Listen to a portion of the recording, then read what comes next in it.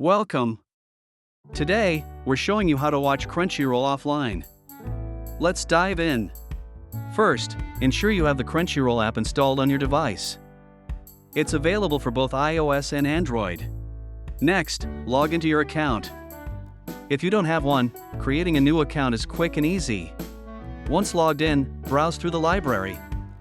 Look for your favorite series. When you find a series you love, check for the download icon next to episodes.